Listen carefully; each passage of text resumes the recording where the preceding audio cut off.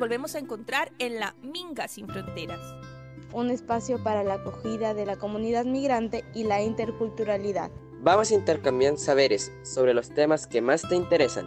Educación, trámites migratorios, derechos sociales, niñez y adolescencias, logement, etc. Pregunta, opina y comparte. Ahora comienza Minga Sin Fronteras. Minga Sin Fronteras a commencé.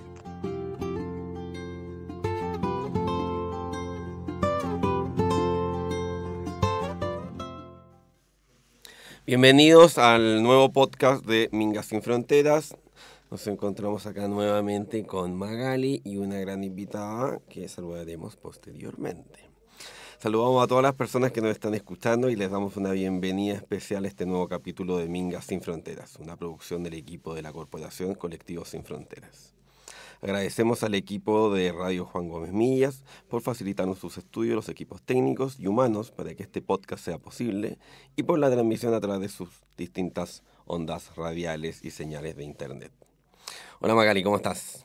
Muy bien, Patricio, en este nuevo capítulo del podcast que también, mira, lo puedes escuchar en Spotify, Apple Podcasts, en YouTube nos pueden ver en Facebook, en Instagram y en TikTok. Estamos creciendo y difundiendo más este podcast Minga Sin Fronteras. También agradecemos a Revista Sur porque nos ayuda a difundir este podcast. Y el tema de hoy es a contrarrestar los discursos de odio. Negra, samba, negra, samba.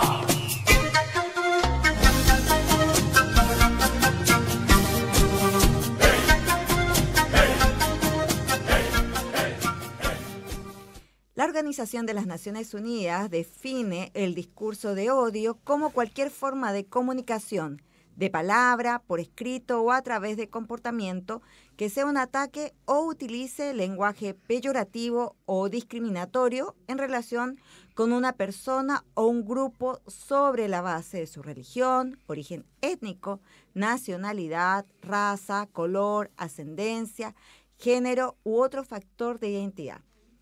Resultados preliminares de un estudio de la Universidad del Desarrollo de Chile realizado en el año 2024 en base a encuestas a personas migrantes en Chile indica que un 62% de las personas recibió mensajes de odio a través de Instagram, un 56%, a través de Facebook, 45%, vinculados a su nacionalidad y bajo el encuadre de seguridad, experimentando incomodidad y desesperanza. Estás escuchando el podcast Minga Sin Fronteras.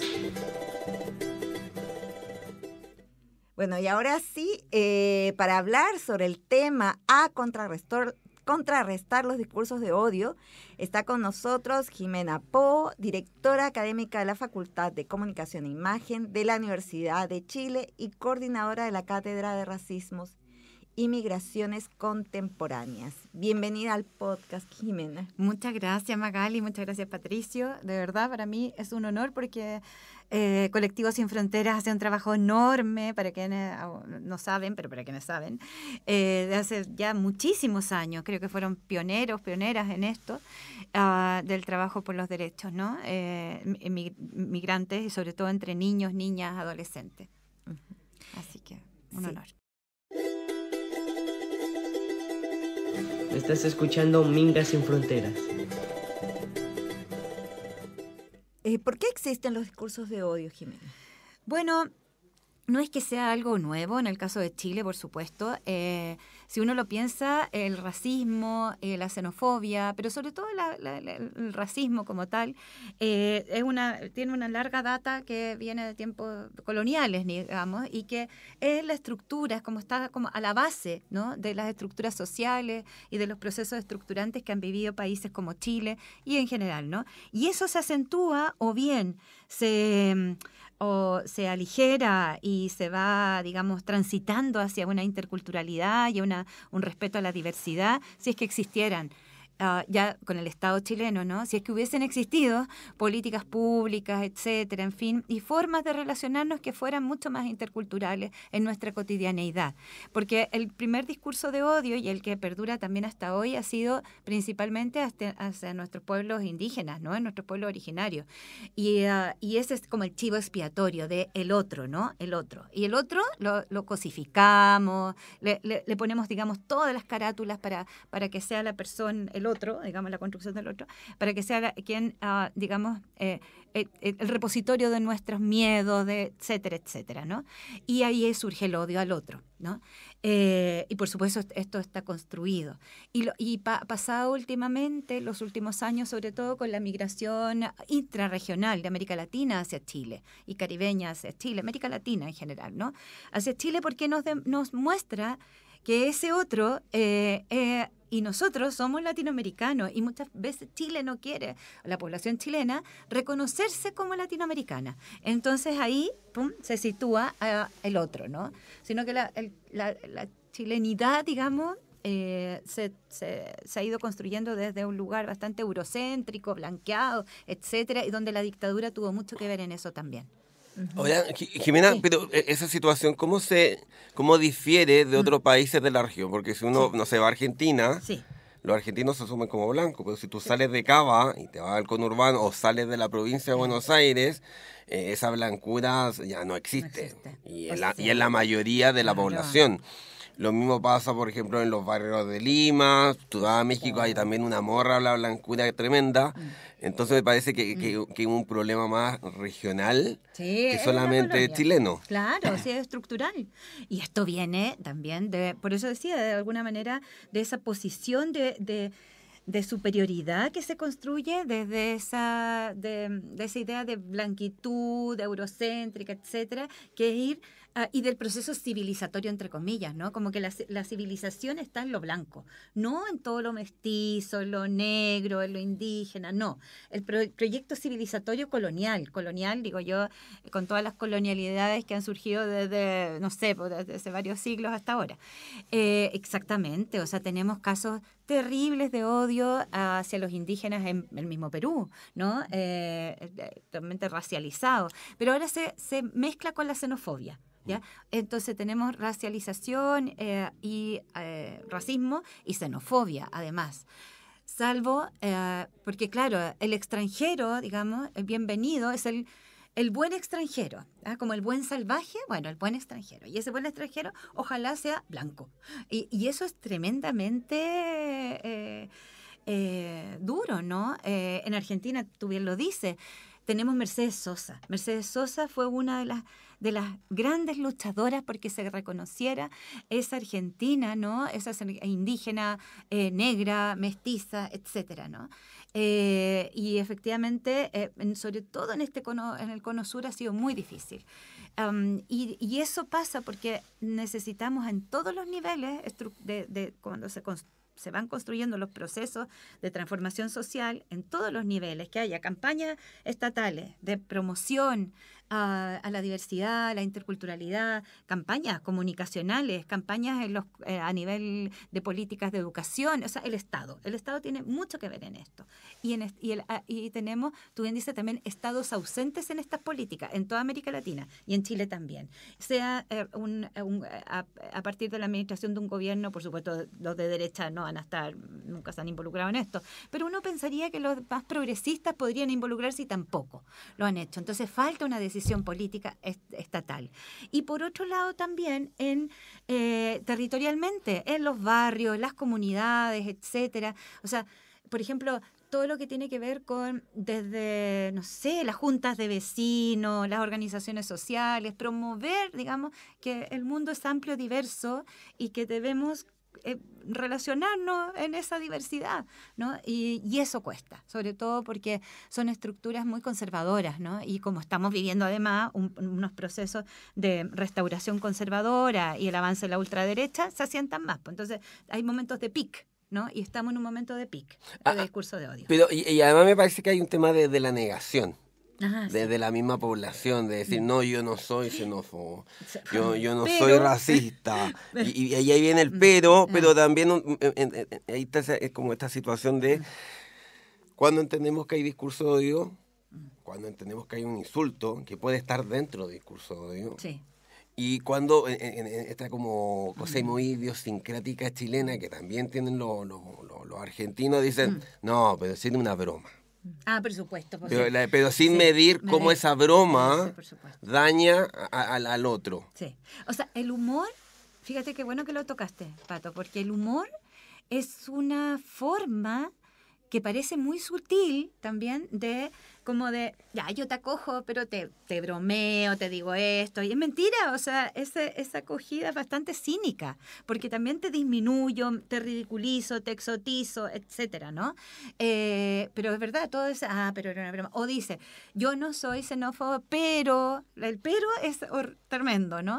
Y también es asumir también quiénes son, hay un discurso bastante blanco, académico, por supuesto, también, donde se asume la voz de la persona racializada. La persona racializada tiene que, y en colectivo, por eso son tan importantes las organizaciones, en colectivo puede hablar, ¿no? Puede de alguna manera luchar contra esto y buscar otras narrativas, pero también no podemos ponerle todo sobre sus hombros, por supuesto. Por eso el Estado tiene que ser un Estado garante de derechos para todos y todas, en este caso, ya que estamos hablando de migración, para quienes han migrado a Chile, poniéndonos de frente el color de lo que somos también, ¿no? Porque también te dicen en Chile, no, pero es que aquí no estamos acostumbrados a ver otros colores, pero por favor, o sea, ¿no? Entonces, ¿qué me estás diciendo en ese caso de la racialización? Y por el caso de la xenofobia, que muchas veces viene, la mayoría de las veces vienen juntos, ¿no? Porque ahí tenemos, y también el sexismo y la clase, esto también tiene mucho que ver con clase económica y social. También estamos acostumbrados a que no nos reconocemos en nuestra mestizaje, no nos reconocemos en nuestros tonos de voz, etcétera. Quizás lo que sí se reconoce en latinoamericano es cuando, por ejemplo, viajan a Europa, aunque Europa cada vez es más diversa, aunque no lo quieran los propios europeos de origen, viajan y dicen, la verdad es que yo era un poquito más oscuro de lo que yo pensaba. Entonces, es bien complejo. Los medios de comunicación tienen mucho que ver en eso también. ¿Qué se muestra, ¿no? Desde la publicidad, toda la industria cultural, el cine, por ejemplo, que se hagan más películas donde todo sea más diverso. Chile tiene una representación de imagen cinematográfica, mediática, todo lo que ustedes quieran en ese ámbito, bastante blanqueada. Entonces, también ahí, o sea, cómo nos reconocemos, la publicidad, etcétera, en todos los mensajes que nos llegan. No, además existiendo ejemplos latentes que además fueron exitosos en temas, por ejemplo, sería El Reemplazante.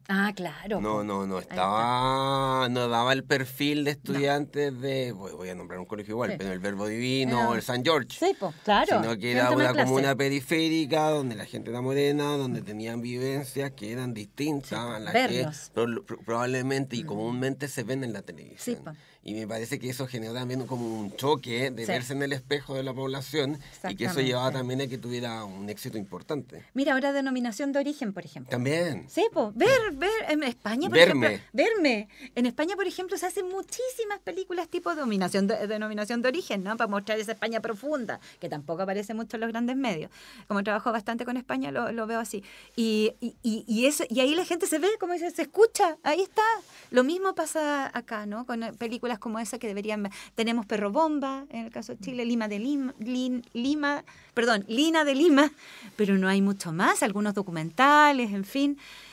Y tenemos que vernos en el día a día también. Y que las personas migrantes no solamente estén situadas en los medios de comunicación, por ejemplo, para hablar sobre su testimonio, dar testimonio de su migración, sino para hablar de todos los temas posibles. O sea, y ahí empieza la diversidad a funcionar también en términos de mirarnos como iguales en nuestra diversidad.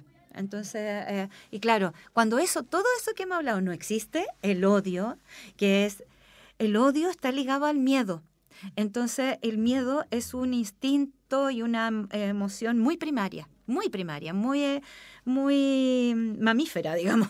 Entonces, la gente se transforma en bestia.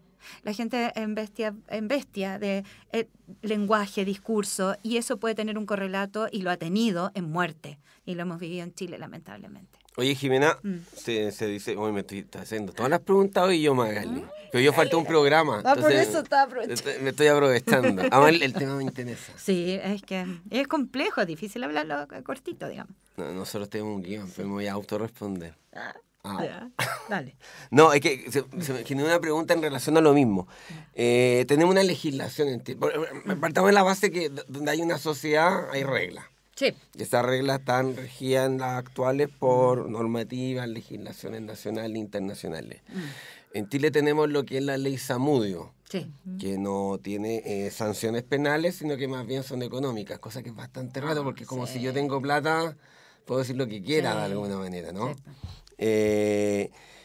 Y en lo referente a discursos de odio tampoco es específica, entonces de alguna forma se da esa libertad que hemos visto no solamente desde los fueros parlamentarios, sino que de manera transversal, de que prácticamente en redes sociales la gente dice lo que se le ocurre sin tener claridad, o teniendo claridad, que es aún peor, porque ya es con dolo, de presentar el odio hacia grupos específicos.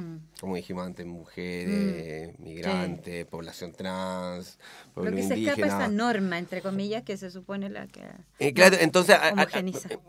Como que viendo el tema del sistema normativo, que es bastante pobre en lo relativo a discriminación, porque principalmente son sanciones. Y entendiendo de que hay prohibiciones internacionales en lo relativo a los discursos de odio, a las acciones discriminatorias, me parece que Chile está atrasado en lo normativo. Sí.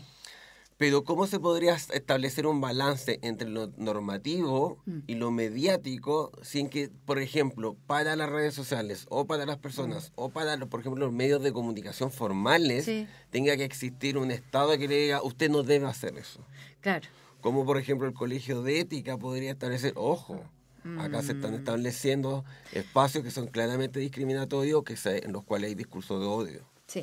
Mira, para empezar, tú sabes bien que los colegios profesionales, como el Colegio Periodista y todo, no tiene mayor injerencia, salvo bastante discursiva, lamentablemente, y eso también es herencia de la dictadura que nadie la ha cambiado, digamos. Lo mismo en el Colegio de Abogados. Lo mismo, ¿viste? En todos los colegios profesionales. Ahí, claro, porque una sanción ética, la verdad, siguen haciendo lo mismo pasa con el Consejo Nacional de Televisión. Son sanciones, a veces son sanciones pecuniarias y todo, pero prefieren pagar la multa y tener el rating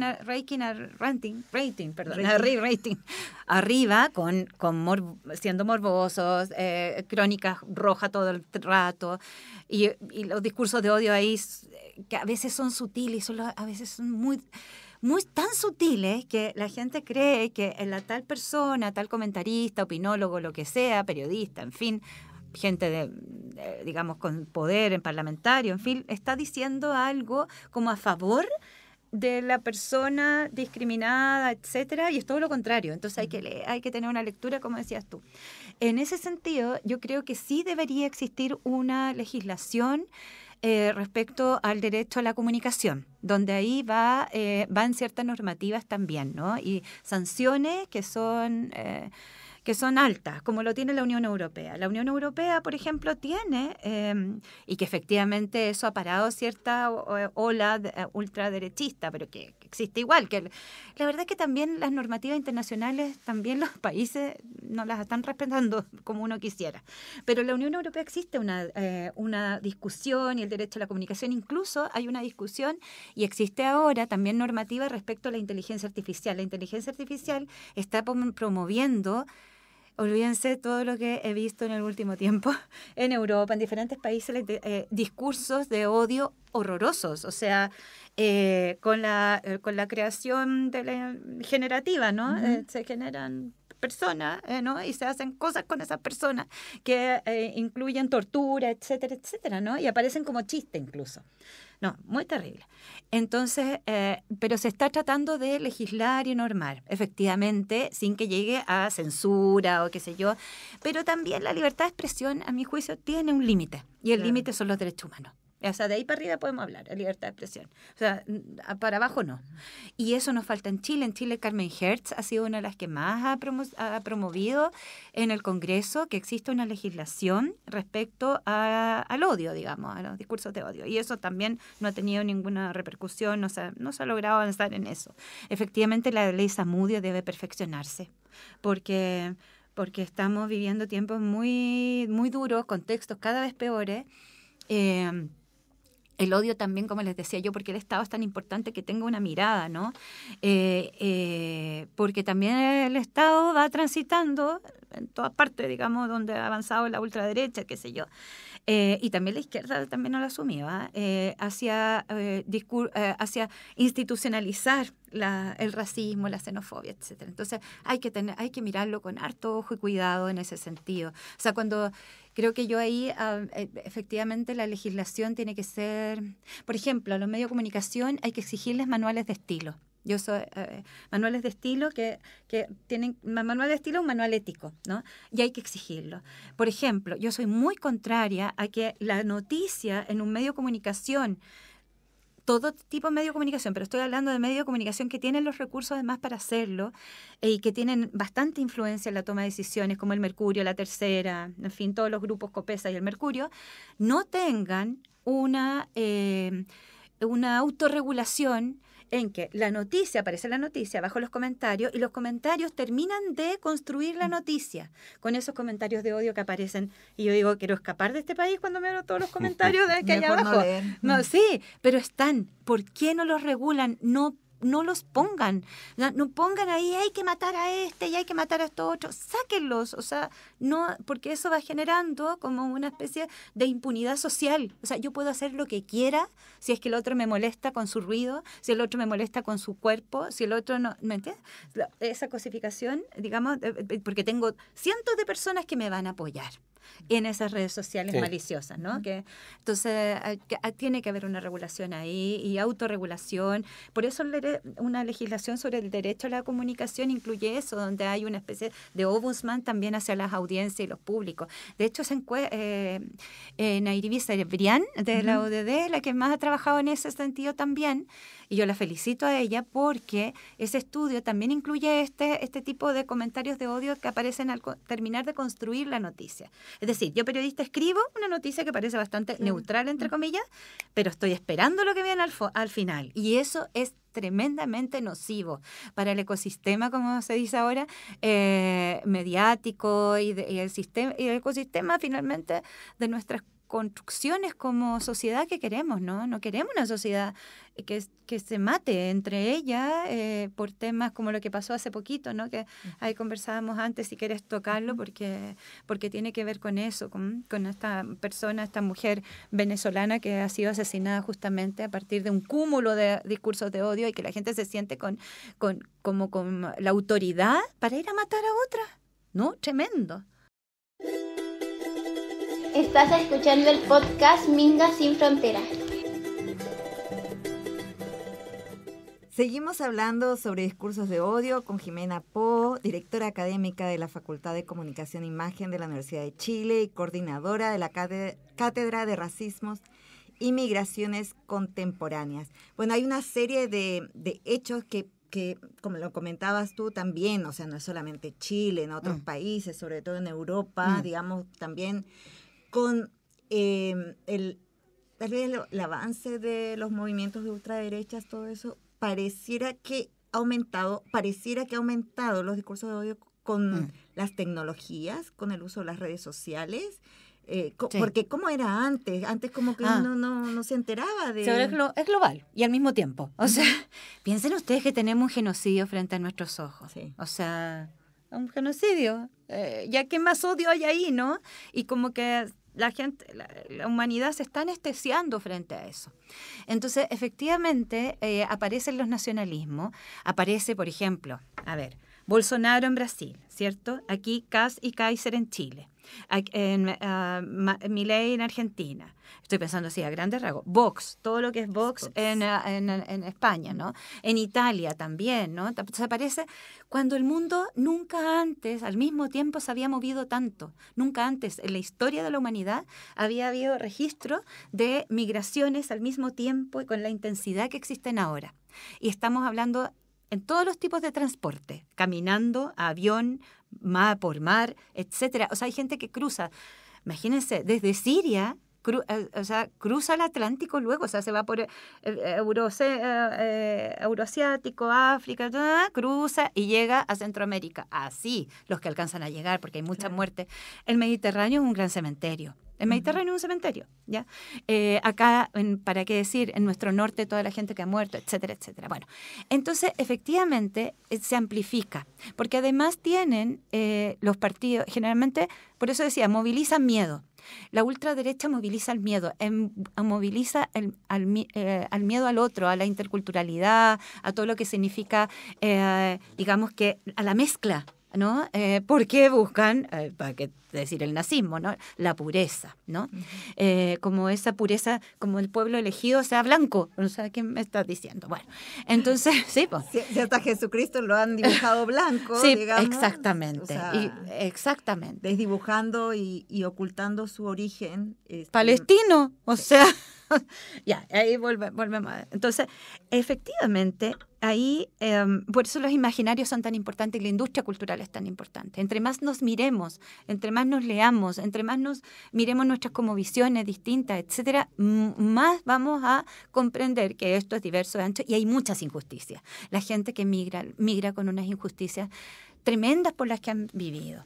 Hay que separar esto, yo siempre lo digo, porque puede salir gente que diga, ay, pero entonces entran todos los criminales. Hay que separarlo del crimen organizado, hay que separarlo de eso, porque ahí entran todas las nacionalidades, y la verdad, dentro del crimen organizado como que les da lo mismo la nacionalidad que sean. Los mercenarios van a estar ahí de donde sean. Entonces, creo yo que ahí hay que trabajar más a nivel también barrial, a nivel de campañas comunicacionales, etcétera, porque la ultraderecha, los partidos de ultraderecha, están observando, es cierto, para atraer votos, ese miedo, ¿no? Simplifican todo, se simplifica, y donde aparecen las categorías, es decir, quién es el bueno, quién es el malo, etcétera, porque entre menos piense la gente, menos complejice la gente, va a votar por ellos. ¿Me das una consulta? Sí.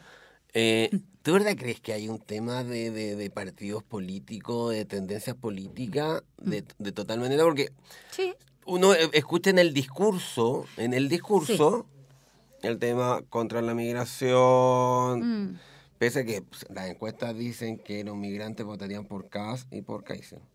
Ya, eso es un punto. Bueno, pero me parece que de la otra banda, o sea, la izquierda, la centroizquierda, hay una omisión. Pero por supuesto. Entonces, esa omisión no puede ser también un testigo o un cómplice de los discursos de odio, de la aurofobia, de la xenofobia, porque sí, uno lo dicen, sí, pero el que debe responder no lo hace. Bueno, es muy bueno eso porque es casi políticamente incorrecto decirlo. Y me gusta que se diga porque, a veces hay que decirlo, porque por supuesto, el progresismo está en una deuda horrorosa con porque ha aportado desde la omisión, y a veces ni tan omisión, contra la interculturalidad, la migración, etcétera, y ha aportado esos discursos de odio al callar y al no hacer leyes, ¿no? Y, o sea, al no tomar decisiones más que leyes, al no tomar decisiones. Por ejemplo, la campaña comunicacional. Nadie se ha atrevido. Este gobierno, y debo decir con dolor, este gobierno, esperábamos muchísimo más en temas migratorios.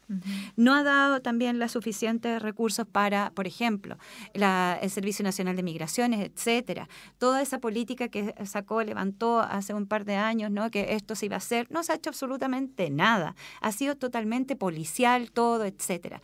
Y en ese sentido, por ejemplo, la regularización es tremendamente importante. Justamente, ¿por qué? Porque además se está diciendo ya, hay que odiar a todos los que están digamos, sin un trabajo formal, que no están regulares, váyanse porque aquí no tienen cabida. O sea, ¿por qué no se ha avanzado en eso? Y efectivamente hay una deuda, y no solamente de Chile. En España, por ejemplo, también se critica al Partido Socialista Obrero Español, lo critican los espacios más de izquierda. Ayer, de hecho, se increpó al presidente Sánchez desde la izquierda, ¿no? Y ni siquiera una izquierda más dura, un lado más de izquierda que el PSOE. Diciendo, a ver, póngase, por favor, póngase las pilas, o sea, haga lo que tiene que hacer por los derechos sociales, y ahí entra la migración también. Aunque efectivamente el gobierno de Sánchez ha sido mucho más comprensivo con los movimientos migratorios que cualquier gobierno de derecha, por supuesto. Pero efectivamente está en deuda nuestra izquierda. Esperamos ahora que la campaña presidencial de Janet Jara asuma estos temas con responsabilidad y no mirando a quienes migran como el chivo expiatorio de todo el país, como dices tú, de arco a arco de la política. Porque eso, la verdad, también hablaría, digamos, de nuestra incapacidad de mirar nuestra humanidad diversa.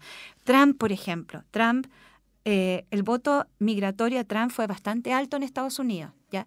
Mucho hispano votó por Trump. Bueno, ahora están arrepentidos. Sí. Estás escuchando Migas Sin Frontera. Jimena, bueno, muchas personas migrantes nos escuchan, ¿no? Nos escuchan, nos ven también, están siendo, digamos, receptores de estos discursos de odio. Sí. ¿Qué les dirías? ¿Cómo los enfrentan? Porque no tienen dónde denunciar, lo único que tienen es uno va bloqueando, que a nosotros también, o sea, como organización también nos llegan, ¿no? Entonces, ¿qué les dirías a estas personas? Bueno, hay un tema de evasión, y se ha estudiado bastante cómo uno evita las noticias, ¿no? ¿Por qué evitas ciertas noticias? Bueno, porque primero hay que sostener la vida. ¿Y cómo se sostiene la vida, la salud mental, etcétera? Evitando, pero tienes que estar informado. Entonces, tratar de estar informado o informada por canales que, de alguna manera, te permitan estar muy informada, pero sin estar expuesto a discursos de odio. O sea, no mirar los comentarios, etcétera. Yo sé que es difícil, pero hay que hacerlo. Salirse de ciertas redes también, no exponerse, ¿no? La no exposición. 2, sí buscar apoyos también en organizaciones, etcétera. Yo sé que es difícil porque poco también ustedes, por ejemplo, ustedes asumen un peso que debería asumirlo el Estado también, el Colectivo Sin Fronteras, por supuesto. Organizarse.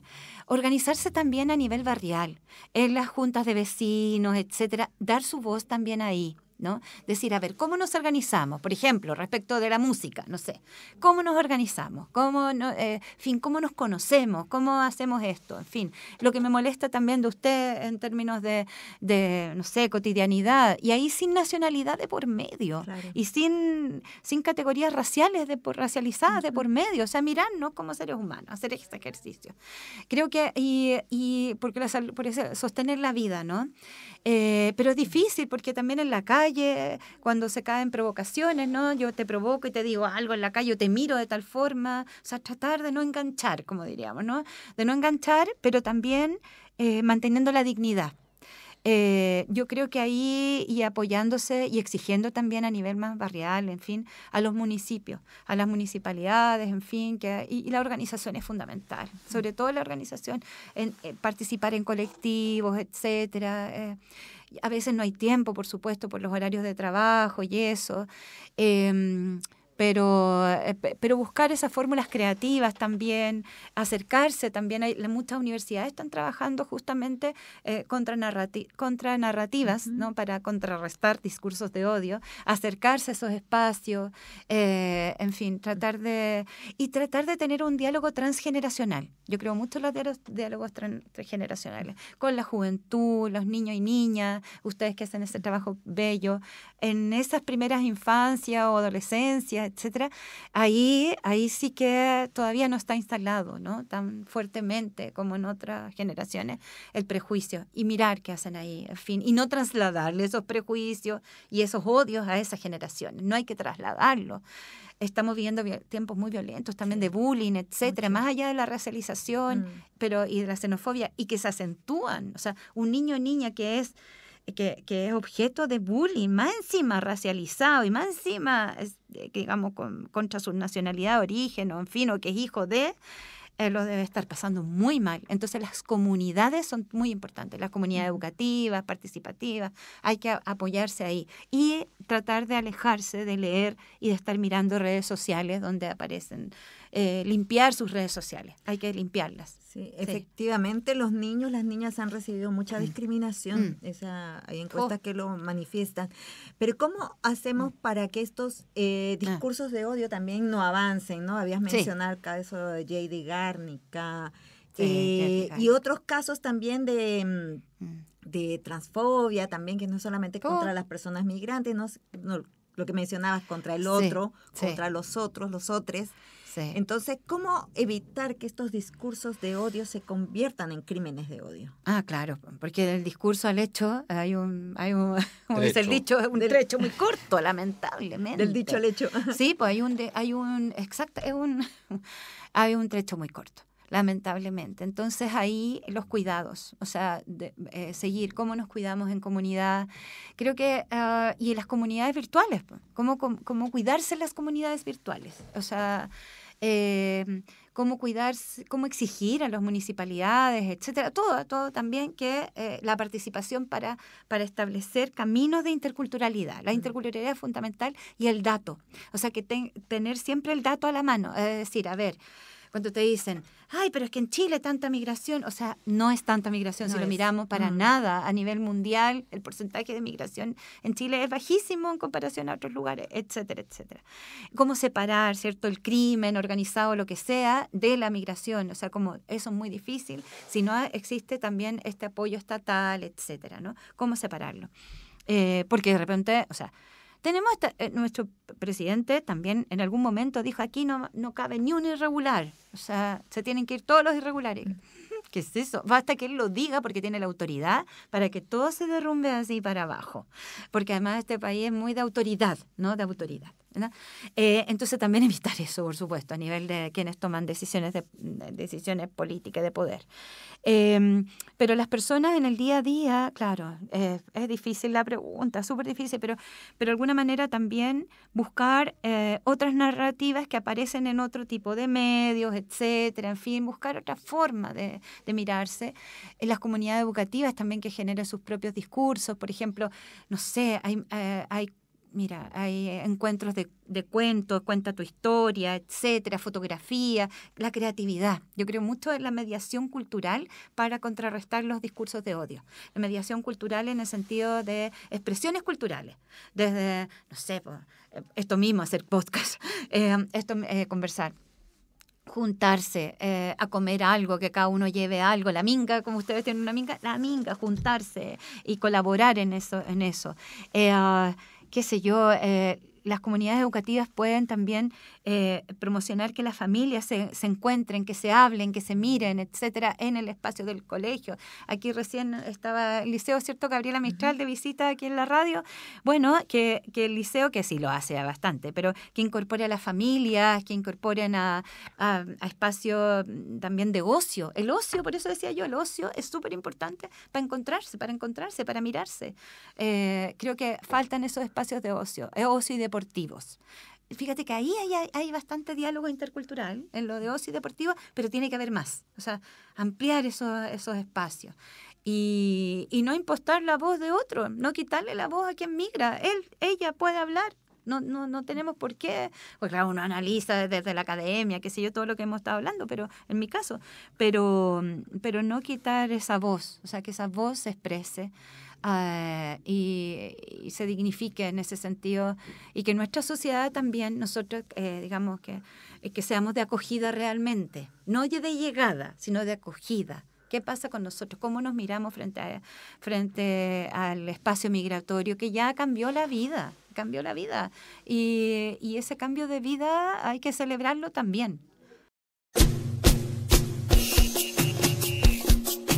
Negra Samba, Negra Samba.